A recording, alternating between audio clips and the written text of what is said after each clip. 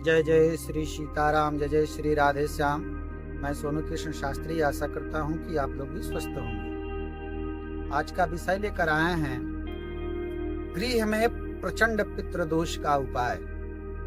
पितृदोष कई प्रकार के होते हैं, नाना प्रकार की हमारी वीडियो आपको मिलेंगी जिसमें पितृदोष, प्रचंड पितृदोष, क्रोध पितृदोष, कई प्रकार की मृत्यु पितृदोष के कई प्रकार का पितृदोष होता है।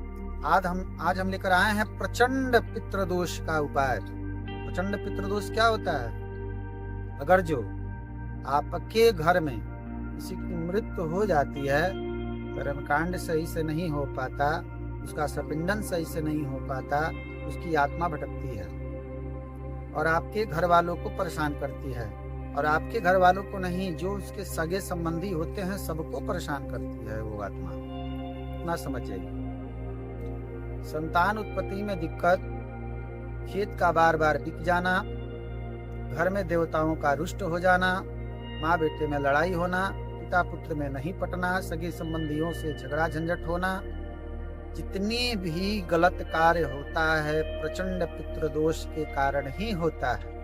दिया हुआ पैसे वापस नहीं आना, चाहे जिससे कर्ज ले लेते हो उसको वापस करने देने की क्षमता न होना, सारा प्रचंड पितृदोष का व्यवस्था है। ठीक है, अब इसका हम आपको उपाय बताते हैं। पहले तो आप लोग एक काम करें, वीडियो को आप लोग रोक करके कॉपी पेन लेकर के बैठ जाइए। बाद में आप लोग कमेंट करेंगे कि ये जो भी बताते हैं समझ में नहीं आता है, करते हैं तो संपूर्ण लाभ नहीं मिलता है। आप लोग कॉपी पेन लेकर के बैठ जाएं। ठीक है, आप लोग प्रचंड पितृदोष का तो बारे में आप लोग जान लिए क्या होता है, इसका उपाय हम बताने जा रहे हैं। शुरू करें। पहले तो आप लोग इसका मास जान लें। एक बात और है कि विपत्ति काल में ये कार्य कभी भी किया जाता है, किसी भी समय, पिंडी हो या पितृदोष की शांति विपत्ति काल में कभी भी किया जा सकता है, पर इसकी तिथियां और दिन निर्धारित होने चाहिए। तिथि क्या होती है? किसी भी पक्ष में, पंचमी, अष्टमी, एकादशी और पूर्णिमा। ठीक है, अगर कृष्ण पक्ष हो तो वहीं क्या हो जाएगा? पंचमी, अष्टमी, एकादशी, त्रयोदशी, अमावस्या। ठीक है, दिन क्या होगा? अगर दिन हो तो सोमवार और शुक्रवार। आप लोग के मन में चल रहा होगा कि ऐसा क्यों? क्योंकि ये जो उपाय बता रहे हैं इस दिन ही ज्यादा कारगर होता है, सोमवार शुक्रवार।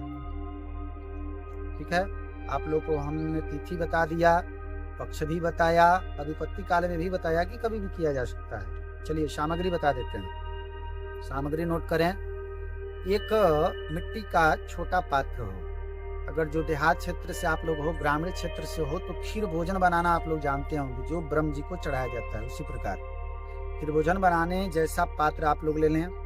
1 लीटर गाय की दूध की व्यवस्था कर लें, 300 ग्राम चावल की व्यवस्था कर लें, अगरबत्ती की व्यवस्था कर लें, कपूर की व्यवस्था कर लें, मात्र इतना ही। ब्राह्मण हो तो जनेऊ की भी व्यवस्था कर लें। और सर्वप्रथम इसकी शुरुआत करते हैं। जैसे मान लीजिए कि सोमवार का दिन आ गया, आप सुबह उठ करके स्नान ध्यान जो भी अपने घर में पूजा पाठ करते हैं वो करके रेडी हो जाइए, और ध्यान रहे इस कार्य को करते समय आपको कोई टोके नहीं, इसलिए आप इसको सूर्योदय से पहले ही कर लें। कैसे किया जाएगा? सोमवार का दिन अगर शुक्रवार का दिन हो रहा है तो उसी दिन आपको कोई ना रोके ना टोके। ऐसा करें कि सुबह अपने मुख्य दरवाजे के सामने, गोइठी आप लोग समझते हो तो ठीक है, नहीं तो दूसरी भाषा में उसको कांडा भी बोलते हैं, इस प्रकार की व्यवस्था कर लें। गाय का कांडा होना चाहिए, गोबर का जो उपला होता है आप लोग व्यवस्था कर लें। अब क्या है, उसको तोड़ लें, उसको कपूर डाल करके जला लें। कोई मंत्र की जरूरत नहीं है, मंत्र की जहाँ जरूरत पड़ेगी वहां हम आप लोग को जरूर बताएंगे। उसको जला लें मुख्य द्वार की दाहिने साइड में, और उस पर जो मिट्टी पात्र आप लेकर आए हैं उसको उस पर रख दें। पहले 5 बार की करके आधा लीटर दूध डालें। 1 लीटर मंगाए हैं लेकिन आधा लीटर में 5 बार करके उसमें पात्र में दूध डालें। पुनः उसमें 150 ग्राम चावल डाल दें, या 150 ग्राम को 5 मुट्ठी करके उसमें चावल डाल दें, पकने दें उसको। जब भात की तरह या चावल की तरह पक जाए तो उसको पानी लेकर के घेर के उतार। जब ठंडा थोड़ा हो जाए तो जो अग्नि में जिस पकाए हैं उसी अग्नि को तैयार रखें, बुझने ना दें इसको, थोड़ा सा और गोलची डाल करके जला लें और आप आसन मार के बैठ जाएं दक्षिणा मुख, या किसी भी मुख से आपका अगर पूरब माह दरवाजा खुल रहा है तो पश्चिमा में मुख बैठेंगे, उत्तर माह खुल रहे हैं तो दक्षिणा में मुख बैठेंगे। इस प्रकार विपरीत दिशा में बैठ करके और उसमें हवन करना है। कितनी बार? 11 बार। इस मंत्र से तो गायत्री मंत्र से। अब गायत्री मंत्र हम आप लोग को वीडियो में नहीं दे सकते क्योंकि ब्राह्मण कभी गायत्री मंत्र बोलता नहीं है। इसको आपको नेट पर मिल जाएगा। अगर जो कोई ब्राह्मण अगर बोलते हो तो बोलने दीजिए, अगर हमारी बात माने तो कभी भी उच्चारित करके गायत्री मंत्र का पाठ या उच्चारण न करें। आजकल के समय में लोग उसका मोबाइल टोन लगाए हुआ लेते हैं, चलिए वो अलग विषय है। तो 11 बार आप हवन कर दीजिए। अब जब हवन कर देने के बाद कुछ नहीं करना है, धूप अगरबत्ती जो भी आप कपूर लाए हैं उसको जला करके प्रणाम करके पुनः उठ करके शमशान चले जाएं। शमशान तो समझ ही रहे होंगे क्या है, डर शमशान नाम सुन करके आप लोग डरेंगे नहीं, क्योंकि वहाँ ऐसी कोई बात नहीं होती। वहाँ महाकाल का आसन होता है और वहाँ 64 योगिनियाँ होती हैं और बहुत सारी चीजें होती हैं, लेकिन डरने की कोई बात नहीं है। जो जैसा करता है वहाँ वैसा फल मिलता है। शमशान अगर जो आपके शहर के ग्रामीण क्षेत्र से हो तो शमशान तो मिल जाता है, पर शहर के लोग नहीं समझ पाते हैं कि कहाँ जाएं। अरे देख ले, अगर व्यवस्था है तो ठीक है, पहले तो प्रयास करें 100%। ऐसा ना हो कि ये पंडित जी बता दिए हैं तो चलो इधर ही उधर कर लेते हैं, नहीं। पहले आपके दिल में ये हो जाना, निराशा हो जाना चाहिए कि अब हमको शमशान घाट लग रहा है कि मिलेगा नहीं, ये कंफर्म हो जाए। नहीं मिले तो एक काम करें, किसी तीर्थ स्थान पर जाए, पीपल का वृक्ष देखें और उसी वृक्ष के नीचे बैठ करके पुनः उसी प्रकार खीर भोजन तैयार करें जैसे अपने दरवाजे पर आपने तैयार किया है। कंडी को जलाएं, उसके बाद उस पर पात्र रखें, उसमें जो दूध आधा लीटर बचा है उसमें डालें 5 बार करके, पुनः 150 ग्राम जो चावल बचा है उसमें डाल दें, उसको पका लें। जब पक जाए फिर भोजन की तरह, चावल की तरह, भात की तरह पक जाए तो उसको उतार लें पानी से, इसे लेकर के घेर करके वहां क्या करना है, सावधानी से आसन मार के बैठ जाना है। अब जो पीपल के नीचे तो आप बैठ ही गए हैं, मान लीजिए आपका पकान भी तैयार है। पकान तो समझ ही रहे होंगे, ये तो हमारा वैदिक भाषा है।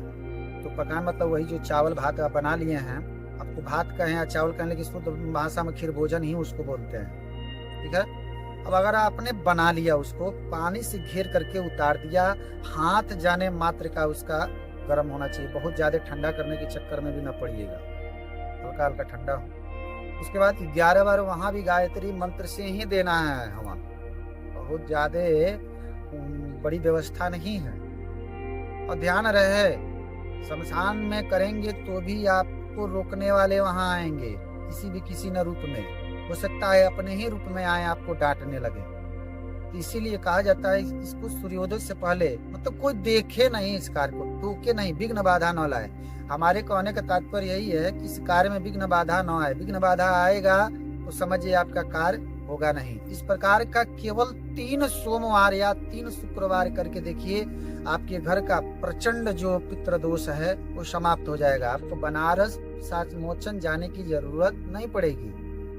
जो आपके पास धन है, 12 से 15,000 रुपये लग जाते हैं बनारस पिशाच मोचन में त्रिपिंडी श्राद्ध कराने के लिए, वो तो उत्तम है, वहाँ के बारे में हम कुछ नहीं कर सकते।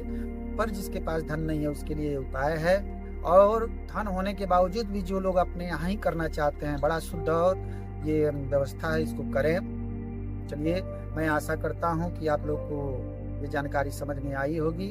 अगर जानकारी समझ में आए, वीडियो अच्छा लगे तो लाइक सब्सक्राइब जरूर करें। जय जय श्री सीताराम, जय जय श्री राम।